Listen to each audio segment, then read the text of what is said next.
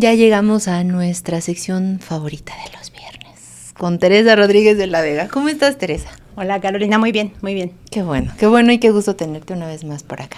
Muchas gracias.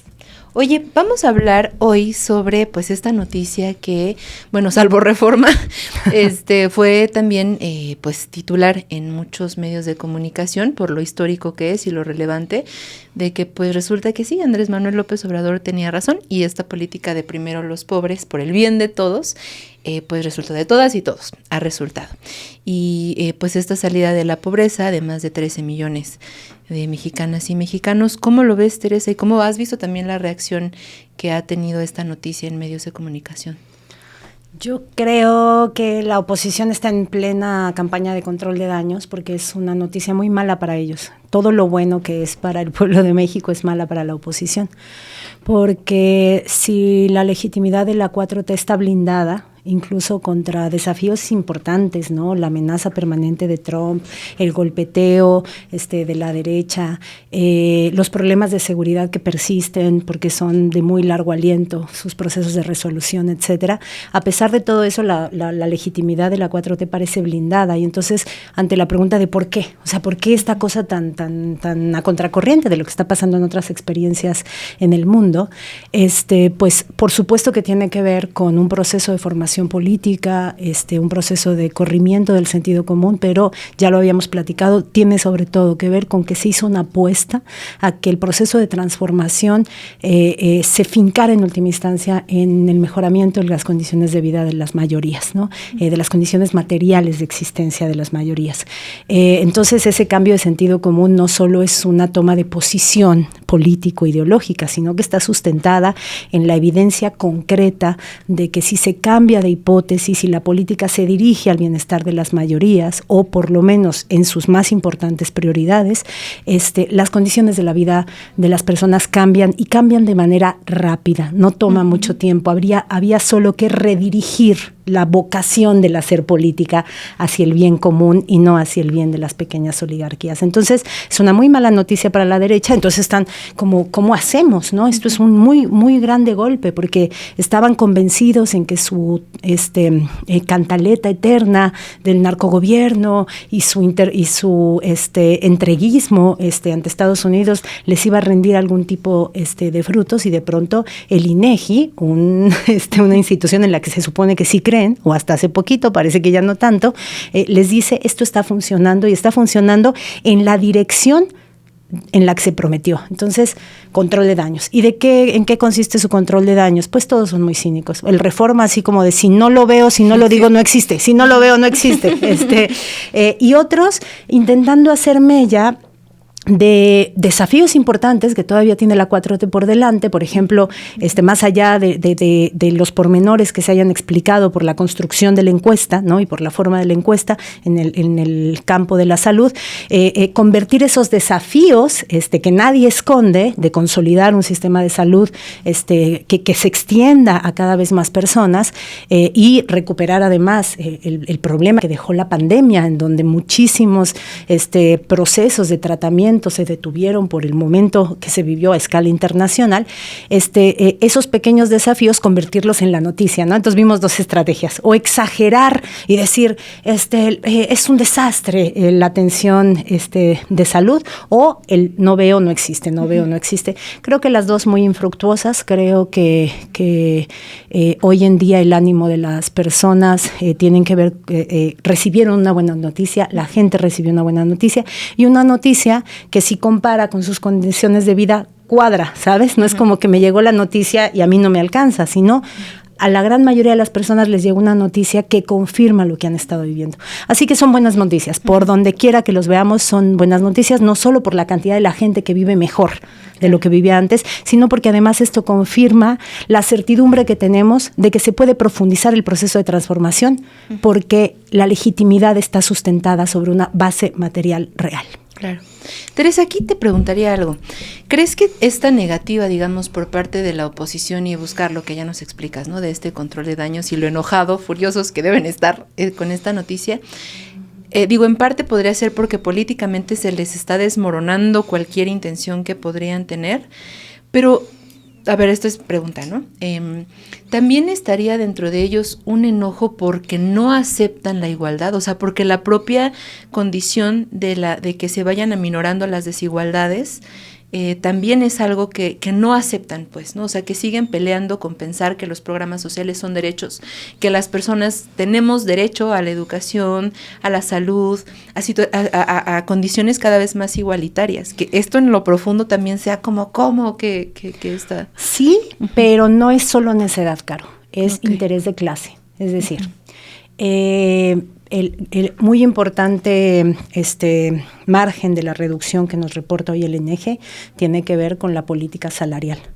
Y pues el clásico dice que si en algo, cuando se ven favorecidos los intereses de los trabajadores, se ven desfavorecidos los intereses del capital, es en la política salarial, porque el salario es la relación base de la explotación, ¿no? El capitalismo en su mecanismo esencial es un sistema que funciona extrayendo ganancia, achicando el salario, ¿no? Esta compensación parcial, solo parcial, que el dueño de los medios de producción le da al trabajador a cambio de su fuerza de trabajo. Entonces, cada aumento salarial es un impacto material directo a la tasa de ganancia, impacto material que se puede atemperar con otras cosas, y las cifras también indican que una política salarial progresiva no impactó de manera desastrosa a los grandes propietarios, ¿no? Entonces, no es solo necedad, claro que también hay un profundo elitismo, pero no es solo necedad, no solo hay un convencimiento genuinamente tonto en la idea de la meritocracia, ¿no? Creen en la meritocracia, son sinceros cuando creen en esa bobada, ¿no? Sí. Que ante cualquier teoría seria económica se hace añicos, ¿no? Son sinceros en su tontería, pero además de ser sinceros en su tontería, están representando el interés de una clase. La clase política mexicana cargada a la derecha representa los intereses de la muy minoritaria clase de los grandes propietarios. Y a esos grandes propietarios les afecta una política salarial progresiva y de direccionamiento de las arcas públicas hacia el bienestar popular, en sus bases también materiales, ¿no? Entonces sí hay necedad, pero también hay interés de clase y hay defensa corporativa de clase propietaria. Ok.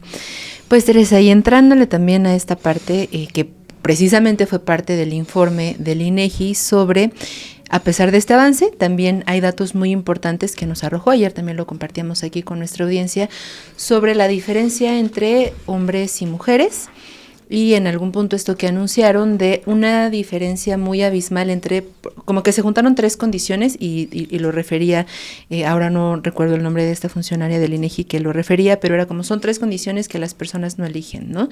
Su sexo, la zona en la que habitan y su lengua, ¿no?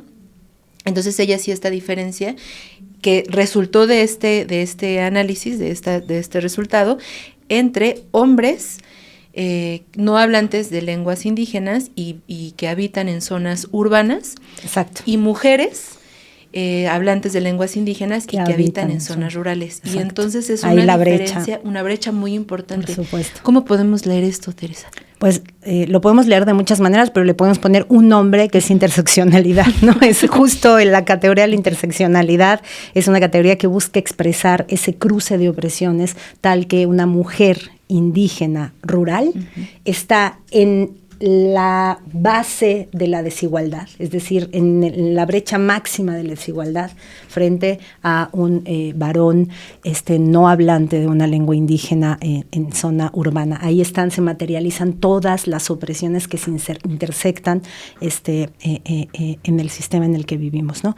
Creo que la decisión de apostar por un mecanismo de medición de la pobreza y de las condiciones materiales de existencia de las personas con esto de la pobreza multidimensional es muy buena y además es muy intuitivamente correcta, y es raro porque hay como una tendencia a sobredimensionar la importancia del ingreso-egreso, ¿no? En las mediciones que se hacen en muchos países, ¿no? Entonces es muy virtuoso que en México se haya decidido hacer esta medición multidimensional que implica una metodología mucho más desafiante que los indicadores meramente económicos, pero que justo nos permite captar esto, ¿no? Como hay muchas dimensiones en las que la desigualdad opera. Entonces esto es interesante porque cuando hablamos de pobreza multidimensional, es una forma de fincar nuestro análisis de la pobreza en el análisis de la desigualdad. La pobreza no es un fenómeno que existe porque sí. La pobreza es producto directo de la acumulación de riqueza. Entonces, necesitamos que nuestras herramientas de medición de la pobreza en realidad también estén midiendo la brecha, porque la brecha es el problema que hay que atenuar, ¿no? Que hay que enfrentar desde la política pública. Y entonces esta medición de pobreza multidimensional, que no se puso a medir solo el ingreso-egreso, sino también el acceso a la vivienda, el acceso a la salud, a servicios básicos, el acceso a la educación, ¿no? La alimentación, la seguridad alimentaria, el acceso a la seguridad alimentaria, pues nos permite tener un mapa del país que nos ayuda a ver de manera muy detallada cómo operan cada uno de los mecanismos de desigualdad que podemos intentar paliar desde la política pública. Uh-huh. ¿Y qué tanta necesidad, Teresa, tenemos de pronto vemos estas gráficas y estas cifras, ¿no? Y decimos como, bueno, parece como algo muy raro, no lo entiendo, pero qué tan necesario sea que entre también como en la discusión pública precisamente esto de lo que nos hablas, de estas desigualdades profundas y seguir observando cuáles son los sectores que continúan siendo más afectados. Y en este contexto, el que mencionábamos de mujeres indígenas en zonas rurales, ¿por qué es importante que lo sepamos? Por ejemplo, porque cuando tú sectorizas la brecha, cuando tú diagnosticas muy bien dónde crece la brecha, dónde se hace más honda y profunda, puedes detectar cosas a las que son relativamente impermeables a la política salarial y a los programas universales. Es decir, hay un nivel de desigualdad, hay un extremo de la brecha de desigualdad. Por ejemplo, la pobreza extrema, pero también la podemos cruzar con lugar de habitación, con sexo asignado, con afiliación étnica o lingüística. Cuando tú ves ese margen de extrema desigualdad, vas a ver que ahí la política salarial no llega, porque vas a encontrar sectores que también son tendencialmente más expulsados del empleo formal, que es a donde llega la política salarial, ¿no? Del aumento legal al salario mínimo, ¿no? Las personas que no entran sus ingresos, que no ingresan a sus economías familiares por la vía del salario formal, pues se ven más o menos inmunes a esos beneficios de la política salarial. Y lo mismo con los programas universales, ¿no? Entonces, eso te permite detectar lugares en donde hay que dirigir otro tipo de políticas. No es que esté mal la política de progresión salarial o los programas universales, son una muy bondadosa apuesta de la 4T, pero hay que hacer algo más, hay que focalizar, y eso es lo que nos permite detectar hacia dónde hay que focalizar. Así que creo que con esta encuesta del INEGI, con estos datos del INEGI, la 4T tiene una herramienta muy, muy útil para redirigir esfuerzos o acentuar, enfatizar algunos esfuerzos que permitan justo detectar dónde es más urgente seguir paliando la brecha después de que ya hay una política muy agresiva de reducirla. Uh-huh. Y la otra cosa que nos permite ver, Caro, es que si hay un topar con pared. Otra estrategia de la derecha que no la dije es la de nuestra querida señora Dresser, ¿no? Es decir, sí está bien, pero no va a durar, ya viene el desastre, ¿no? Que son como esos fantasmas que avientan al futuro que van a llegar, pero que nunca llegan, ¿no? Algunos son más delirantes, ¿no? La reelección inminente de López Obrador o el regreso a su escena a la política nacional, son esos fantasmas con los que les gusta jugar, porque como en el presente real no tienen absolutamente nada del cual hacer propaganda, pues intentan aventar hipótesis delirantes al futuro. Una de estas tiene que ver con lo que ha intentado hacerse cierto sector, no decir, esto es insostenible, sí, pero es insostenible, van a quebrar al Estado. Eso es absolutamente falso y está absolutamente sustentada su falsedad en las cifras que nos han presentado, y en gran parte tiene que ver con la relación entre el impacto de la política salarial progresiva respecto a la política de los programas sociales, ¿no? Es más importante el impacto de la reorganización del salario, bueno, el aumento al salario mínimo, que por la vía de los programas sociales. Pero tiene un pequeño inconsciente y absolutamente intencional dejo de verdad, porque efectivamente, mientras no se plantea una reforma fiscal tributaria que haga que los que más tienen participen de manera así mínimamente decente en la tributación, pues sí, los programas sociales siempre se ven difíciles de alcanzar. Ha habido una redistribución del gasto público muy centrado en la política de austeridad que ha funcionado, pero hay que blindar que siga funcionando, ¿cierto? Y creo que para blindarlo sí tenemos que eventualmente seguir insistiendo en que es necesario cambiar de hipótesis también en la participación de los más ricos en el erario público. ¿Y crees que eso suceda pronto? Pues ha habido mucha renuencia, ¿no? Y el pacto de parte importante del empresariado, como el pacto de buena onda de alguna parte del empresariado con la 4T y de no agresividad y de no sumarse al golpeteo, en parte depende de que no ha habido como avances importantes en algunos temas. Las 40 horas son otros, ¿no? Sí, hay algunos temas ¿y por qué? Porque las 40 horas impactan en política salarial. O sea, si tú legislas una jornada laboral de 40 horas, estás legislando menos tiempo de trabajo por igual salario. Y entonces, otra vez, es una ventaja para las mayorías que se convierte en desventaja para las pequeñas oligarquías que quieren pagar lo mismo por más tiempo de trabajo, ¿no? Entonces, por eso el salario es el corazón de la cuestión cuando hablamos como de la brecha de desigualdad que auspicia el sistema económico en el que vivimos, ¿no? Claro. Pues Teresa, muchas gracias por tu claridad, por explicarnos también con tanto detalle y que pues eso, podamos entenderlo. ¿Quieres agregar algo más? ¿También sí, quiero llevarme al otro lugar, a ver si nos da tiempito. A ver, sí, adelante, claro. Pues porque feminista, ¿no? Sí. Entonces, quisiera como platicarte un poquito lo que estuve viendo, algunos análisis de las cifras y en la propia encuesta, sobre pues un fenómeno que tenemos muy mapeado, que es el de la feminización de la pobreza, ¿no? Okay. Si nosotros vemos, como tú bien lo dices, lo decías, entre el hombre no hablante de lengua indígena urbano frente a la mujer hablante de lengua indígena rural, pero si lo vemos en cualquiera de las mediciones, lo vamos a confirmar, ¿no? Tenemos, por ejemplo, y esto no es de ahorita, esto es una cosa endémica del sistema capitalista, ¿no? Ya por los principios de siglo, Clara Zetkin decía que a la mujer el capital le reserva las migajas que caen de la mesa, ¿no? Ese es el lugar de la mujer proletaria en el sistema capitalista. Y si lo vemos en las cifras que estamos viendo, por ejemplo, fíjate, estaba viendo, en términos generales, se redujo, 13 millones de personas salieron de la pobreza.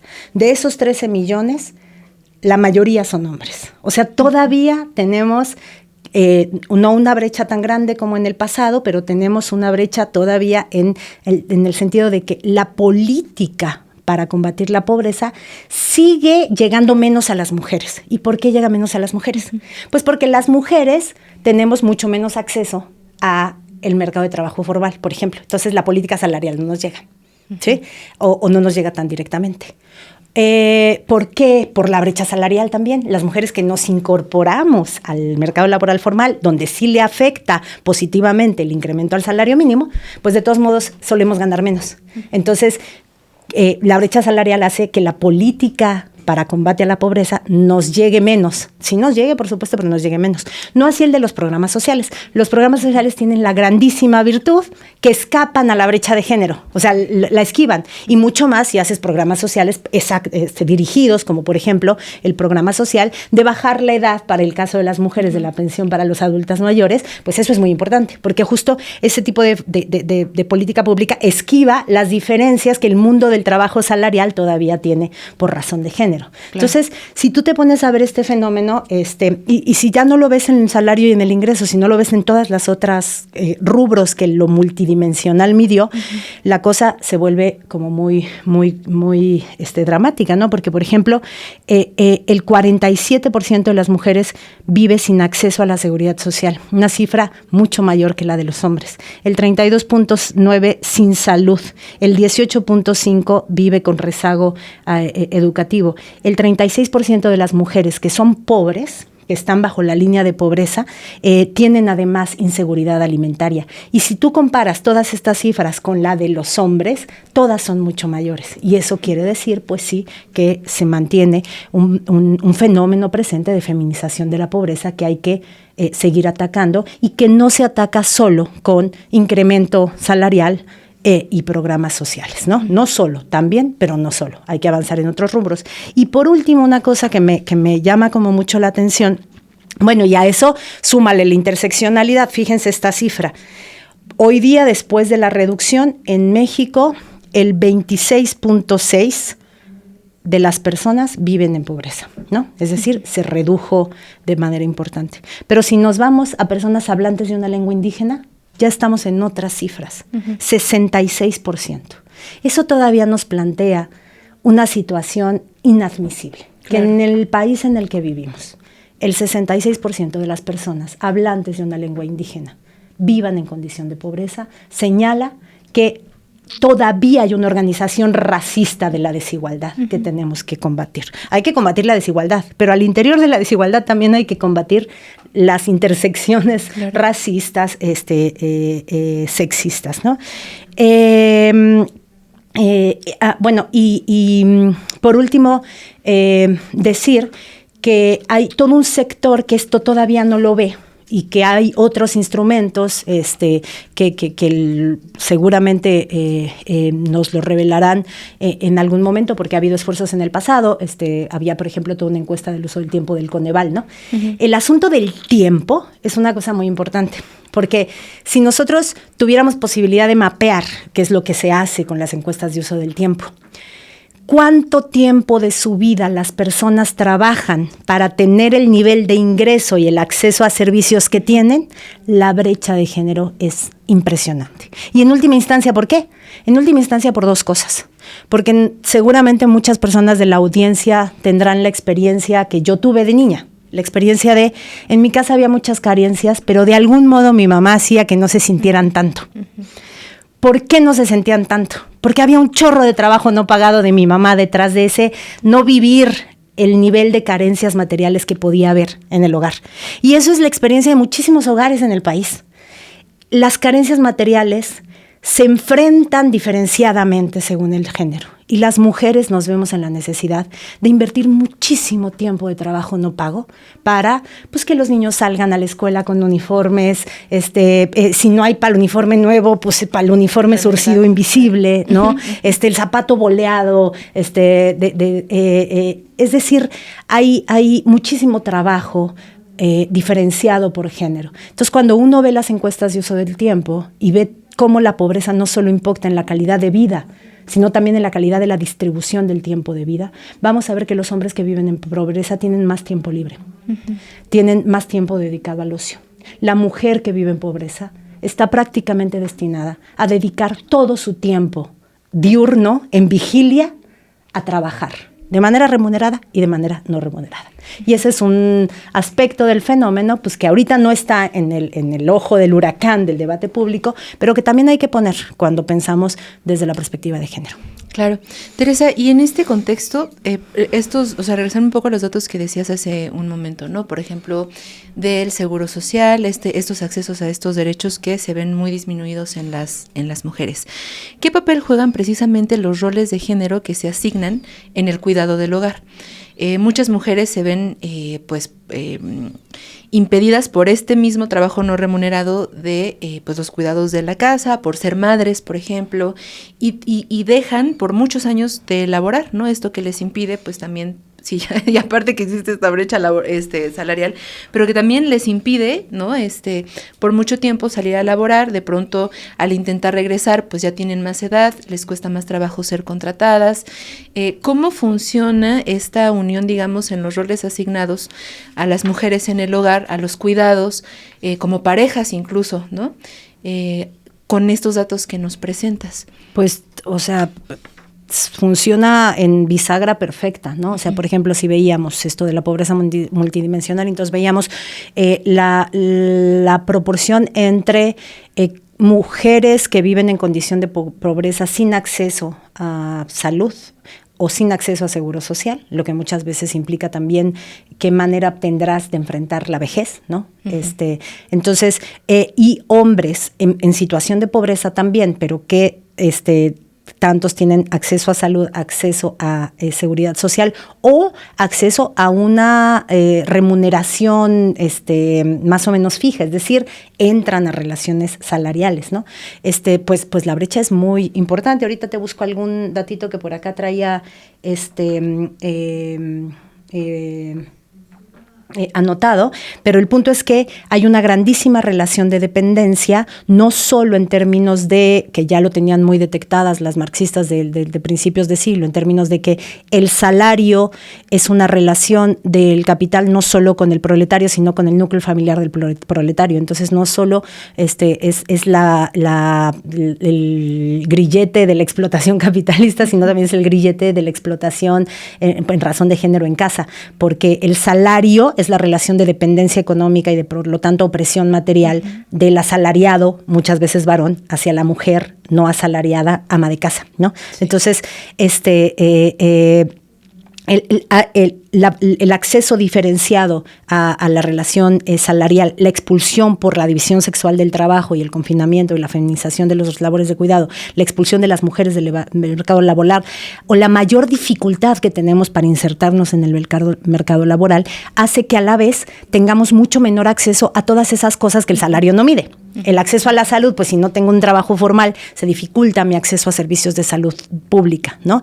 Lo mismo con seguridad social. La educación, lo mismo. Nuestro tener que dirigirnos, por ejemplo, en algún tiempo de la vida al cuidado de otros y de otras en nuestros núcleos familiares, hace que el rezago educativo nos impacte mucho más. Y ya no digamos fenómenos como el embarazo adolescente, ¿no? Que expulsa a miles de niñas de nuestras aulas año con año, ¿no? Entonces, todas esas cosas muy estructurales, en última instancia fincadas en la división sexual del trabajo, después impactan en la manera diferenciada en la que se da el fenómeno de feminización de la pobreza. Claro, y que precisamente esto me hace recordar esta estación Averno que donde estuviste acá también con Hernández, donde hablamos de el Chicharito y esta, sí. O sea, ¿por qué era tan grave, no? ¿Por qué era tan importante hablar de esta división sexual del trabajo y las afectaciones que pues sí ocurren en las mujeres precisamente al reforzar estos estereotipos, ¿no? Fíjate lo que encontré. Uh-huh.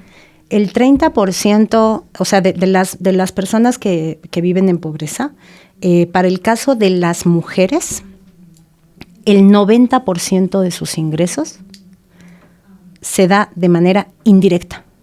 Es decir, tiene que pasar por el salario que no es suyo, sino el salario familiar que le llega. Uh-huh. Para los hombres, solo el 7% de sus ingresos, o sea, para las mujeres, el 30% de sus ingresos se da de manera indirecta. Para los hombres, solo el 7% de sus ingresos. Ese acceso preferente a los hombres al ingreso salarial hace que lo que hemos avanzado por progresión del salario mínimo nos va a llegar menos a las mujeres. Uh-huh. Y ahí sí, palomita para los programas sociales, ¿no?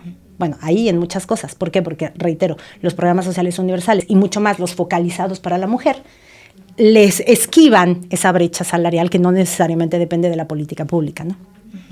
Entonces, piensas con esto que sí hay también esta visión que, porque yo he escuchado, ¿no? Algunas veces en estos programas sociales que se dan, no recuerdo ahora si es 55 en el caso de las mujeres.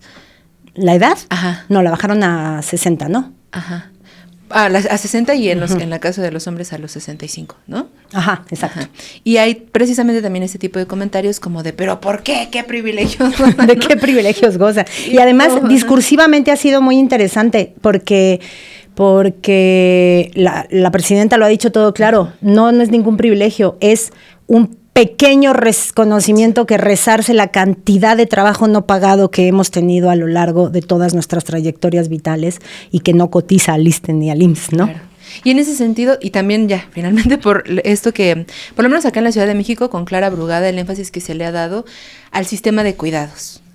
O sea, sí vamos entonces un poco entendiendo esta cuestión, ¿no? O sea, de esta división sexual del trabajo. Yo creo que sí, porque por ejemplo, hacer un sistema de cuidados público robusto que nos permite que la distribución social, ya no doméstica, sino si nosotros garantizamos que en la distribución social del trabajo se descargue al núcleo doméstico feminizado de algunas labores de cuidado, eso les va a dar muchísimas más oportunidades, por ejemplo, de paliar el rezago educativo, de insertarse al mundo del trabajo asalariado formal. Entonces, no solo las políticas de combate a la pobreza combaten la pobreza. Una política del sistema público de cuidados también combate a la pobreza. Si por pobreza entendemos este concepto complejo de pobreza multidimensional. Y eso es creo que lo que se está haciendo muy bien en el diseño de la política pública en el país. Teresa, pues muchas gracias. No, pues muchas de nada, yo muy contenta de ver. Ahora sí. Se va bien rápido el tiempo. Ya sé, oye. Sí, ya llevamos media hora, pero ¿nos puedes decir dónde podemos seguirte, dónde podemos leerte también para estar al tanto? Pues mis piensos más espontáneos en @tesiture, en Twitter me niego a decirle X, porque señora que se niega. Y todos los miércoles estoy en la mesa de periodistas en el canal de Julio Astillero con Arturo Cano, Federico Bonazo y Marta Livia López. Los jueves estoy en mi queridísima Mesa Roja en Capital 21 a las 7 de la noche y en Pie de Página a las 9 de la noche. Y los viernes en la tesitura de Tesiture con Carolina Benova en El Chamuco. Tere, pues muchísimas gracias. Pues nos vemos dentro de 8 días para seguir hablando de esto. Exactamente. Y de otras gracias. Vale. Recuerda que si quieres ver más contenido como este, sintoniza de lunes a viernes la noticiera a las 11 de la mañana por Chamuco Media.